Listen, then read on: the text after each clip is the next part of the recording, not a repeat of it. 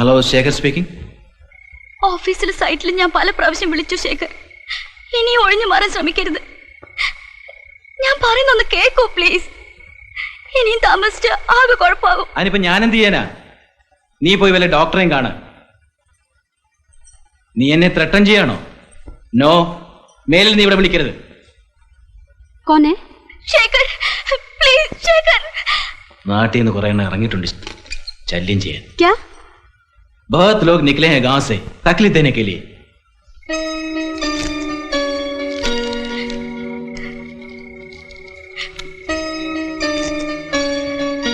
രാധ ഈ നേരത്തെ എന്തിനാ? അത് ഞാൻ കേട്ടു. ശേഖർ എന്താ പറഞ്ഞ? എല്ലാം പറഞ്ഞ് മോഹിപ്പിച്ചിട്ട് ഇപ്പോ അയാൾ എന്നെ ചതിക്കായിരുന്നു വരിയേട്ടാ. വീട്ടിൽ അമ്മയോ ചേട്ടനോ ഇതറിഞ്ഞ. കരയണ്ട, നാളെ ഞാൻ അവനെ വിളിപ്പിക്കാം. ഇതാരോടും പറയണ്ട. നാളെ നീ വീട്ടിലോട്ട് വന്നാൽ മതി, നമുക്കൊരു തീരുമാനം എടുക്കാം. വാ.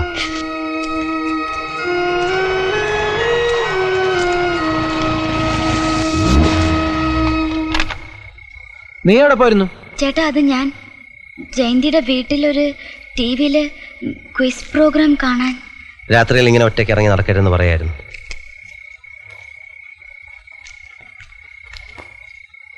പാതിരാക്കാനോട് നിന്റെ ഒരു ക്വിസ്? നീ ചുമ്മാരിക്ക. മേലാൽ സന്ധ്യ കഴിഞ്ഞ് വീട്ടിൽ നിന്ന് പുറത്തിറങ്ങരുത്. ഇതൊരു വേശ്യാ തെരുവാണ്. വെറുതെ ആൾക്കാരെ കൊണ്ട് അതൊന്നും പറയിക്കരുത്. തന്ത നേരത്തെ ചത്തോണ്ട് എനിക്ക് പഠിപ്പ് നിർത്തേണ്ടി വന്നു. ആ ഗതികേട് നിനക്കുണ്ടായിരുന്നെന്ന് എഴുതിയ ഇല്ലാത്ത കാശ് മുടക്കി നിന്നെ പഠിപ്പിക്കാൻ അയക്കുന്നത്. ചീത്ത പേരെങ്ങാനും കേൾപ്പിച്ചാ വെട്ടി നുറുക്കിക്കളയിക്കാൻ. മനസ്സിലായോ? പോ.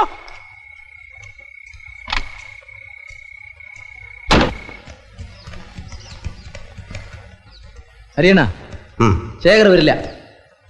നമ്മുടെ കൂടെ താമസിക്കുമ്പോഴേ എനിക്കറിയാം അവന്റെ സ്വഭാവം. നന്ദി കേട്ട തനി തറയാവൻ. നിങ്ങൾ അവനെ കണ്ടോ? ഇല്ല. ആ സേട്ടൂത്തി പറഞ്ഞു ആള് സ്ഥലത്തില്ലെന്ന്. ശേഖർ എന്ന് പറയുമ്പോ അവിടെ വായിൽ തേനും പാലും ഒഴുകുക. പതുക്കെ പറയടാ. എല്ലാരും അറിയട്ടെ, അവൻ അവിടെ ഉണ്ടെന്ന് ഞങ്ങൾക്കറിയാം. അവിടുത്തെ ശിവായി പറഞ്ഞു. പുളിങ്ങോമ്പിലല്ലേ കയറി പിടിച്ചിരിക്കുന്നത്. അവളും അവന് ഭാര്യ ഭർത്താക്കന്മാരെ പോലെ അവിടെ കഴിയുന്നത്. അവനെ അവൾ കല്യാണം കഴിച്ചു എന്ന് പറയുന്നത് കേട്ടു. സത്യമായിരിക്കും.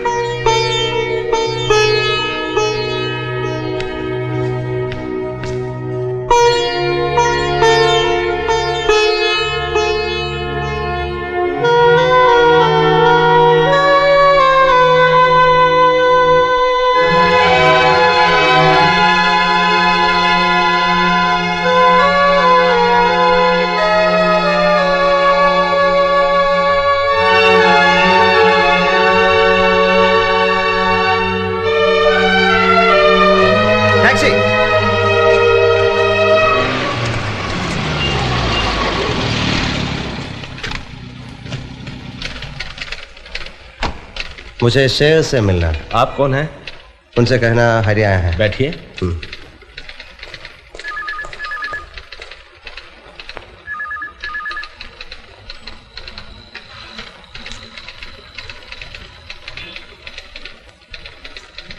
था मीटिंग में है, आप नहीं मिल सकते.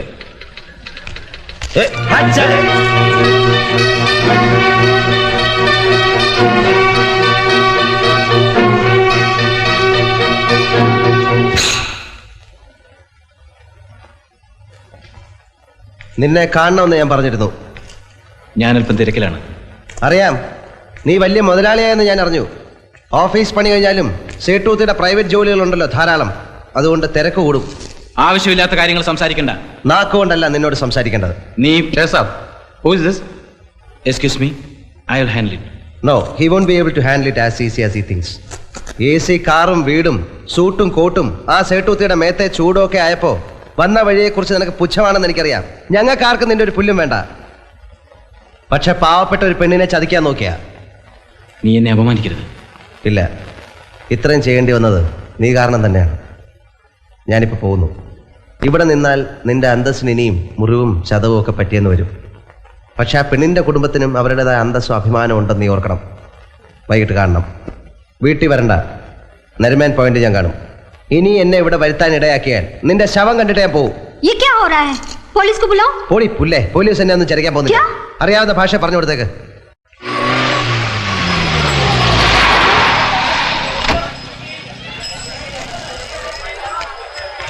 അയ്യടാ രാധ, രാധയ്ക്ക് എന്ത് പറ്റി?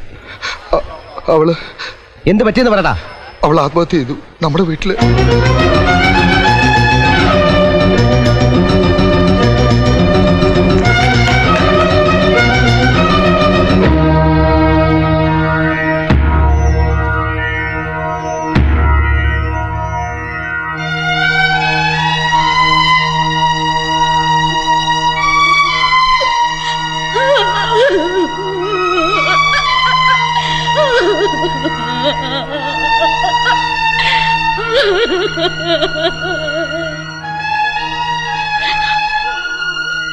ഇവക്ക് വേണ്ടിയാണ് ഞാൻ ജീവിച്ചത്. എന്തിനാണ് ഇവളിത് ചെയ്തത്? ഇവളോട് ഞങ്ങൾ എന്ത് തെറ്റ് ചെയ്തു? എനിക്കൊന്നും മനസ്സിലാകുന്നില്ല. നിനക്കെങ്കിലും എന്തെങ്കിലും അറിയോ? ആരോ ഇവളെ ചതിച്ചാണെന്ന് എനിക്കറിയാം. അതാരാണെന്ന് നീ കണ്ടുപിടിക്കണം. ആരായാലും വെറുതെ വിടരുത്. എന്റെ രാധമുളക്കൊന്നവനെ നീ വെറുതെ വിടരുത് ഹരി.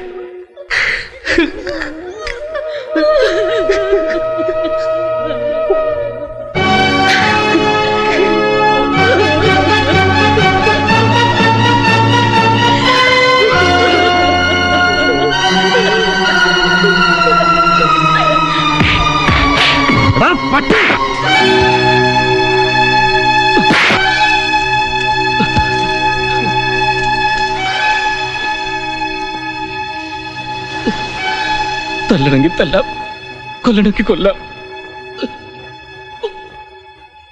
അതാണ് ചെയ്യേണ്ടിയിരുന്നത്. ഇപ്പോഴല്ല, വിഷം കഴിച്ച് നീ ആത്മഹത്യക്ക് ശ്രമിച്ചില്ലേ? അന്നേ നീ ചാവേണ്ടതായിരുന്നു. അവൾ ഒരിക്കലും ഇങ്ങനെ ഒരു കടുങ്കൈ ചെയ്യുമെന്ന് ഞാൻ കരുതിയില്ല. പിന്നെ എന്ത് ചെയ്യായിരുന്നടാ? തന്തയില്ലാത്തൊരു കൊച്ചിനെ പ്രസവിക്കണമായിരുന്നോ? ഞാൻ പലതും മറന്നു എന്നുള്ളത് സത്യമാണ്. പക്ഷേ ചതിക്കണമെന്ന് ഞാൻ എന്നെ വിശ്വസിപ്പിക്കാനാണെങ്കിൽ അതിന് ശ്രമിക്കണ്ട. എന്ത് ശിക്ഷ വേണേ തന്നോളൂ. ആരെ ശിക്ഷിക്കാൻ ഞാൻ ദൈവമൊന്നുമല്ല. നീ പറഞ്ഞത് എനിക്ക് ഓർമ്മയുണ്ട്. ആത്മാർത്ഥമായി നിന്നെ സ്നേഹിക്കാൻ ആരുമില്ലെന്ന്. ആത്മാർത്ഥമായി നിന്നെ ഒരു പെണ്ണ് സ്നേഹിച്ചു. നീ അവളെ കൊന്നു. അനുഭവിക്കാതെ രക്ഷപ്പെടാമെന്ന് നീ വിചാരിക്കണ്ട. ആ സേട്ടൂത്തി നിന്നെ ചവച്ച് തുപ്പുന്ന ഒരു ദിവസം ഉണ്ടാവും. ഈ നഗരത്തിൽ പട്ടിയെ പോലെ നീ കിടന്ന് തെണ്ടും, പുഴുത്ത് ചാവും. ഇതെന്റെ ശാപമല്ല. നീ കൊന്ന ആ പെണ്ണിന്റെ നൊന്ത മനസ്സിന്റെ ശാപ.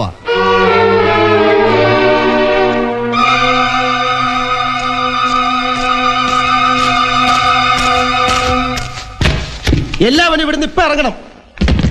എനിക്കൊരു തന്നെ കൂട്ടുവേണ്ട. ഇറങ്ങിപ്പോടാ. എനിക്കല്പം സമാധാനം വേണം. കൂടെ നിന്ന് സ്നേഹം കാണിച്ച് ചതിക്കുന്ന നന്ദി കെട്ട ജാതികൾ. ആര് ചോദിച്ചെന്നാ പറയുന്നത്? മറ്റാരെങ്കിലും എന്തെങ്കിലും തെറ്റ് ചെയ്തതിന് ഞങ്ങളെ ശിക്ഷിക്കരുത്. ഹരിയണ്ണ മനസ്സിൽ എന്തോ വെച്ച് സംസാരിക്കുക. എന്താന്ന് വെച്ചാൽ പറഞ്ഞോളൂ, ഞങ്ങൾ പോവാം. പക്ഷെ കാര്യം അറിയണം. പണവും പദവിയൊക്കെ വരുമ്പോൾ നിന്റെയൊക്കെ അഹങ്കാരം കൂടും. സ്വന്തം പെങ്ങളെ പോലെ കരുതി സ്നേഹിച്ച ഒരു പെണ്ണിനെ മോഹിപ്പിച്ച് കൊന്നില്ലേ ഒരുത്തൻ?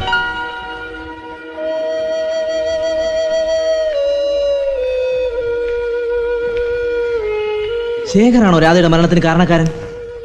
എങ്കിലും അവനെ വെറുതെ വിടരുത്. വേണ്ട, അറിയാതെ പറഞ്ഞു പോയതാണ് ഞാൻ. സ്വന്തം പല്ലിട കുത്തി നാറ്റിച്ചിട്ട് കാര്യമില്ല. ഇതാരും അറിയരുത്, പ്രത്യേകിച്ച് മണി. എങ്കിലും അറിയിക്കണമെന്ന് ഞാൻ വളരെയധികം ആലോചിച്ചാണ്. വേണ്ട എന്ന് തീരുമാനമെടുക്കാൻ കാരണം ഇത് പുറത്തറിഞ്ഞാൽ അവളുടെ മാനം, അതുകൊണ്ട് മണിക്കും അവൻ്റെ അമ്മയ്ക്കും ഉണ്ടാകുന്ന അപമാനം. അവനിതറിഞ്ഞാൽ എന്തെങ്കിലും കടുകയും ചെയ്യും. ഇനി അമ്മയ്ക്ക് ആകെയുള്ളത് അവൻ മാത്രമാണ്. നമ്മളായിട്ട് അതുകൂടെ നഷ്ടപ്പെടുത്തണ്ട. നമുക്ക് 3 പേർക്ക് മാത്രമേ ഈ കാര്യം അറിയൂ. മറ്റൊരാൾ ഇതറിയാൻ പാടില്ല. നിങ്ങൾ എന്നോട് സത്യം ചെയ്യണം.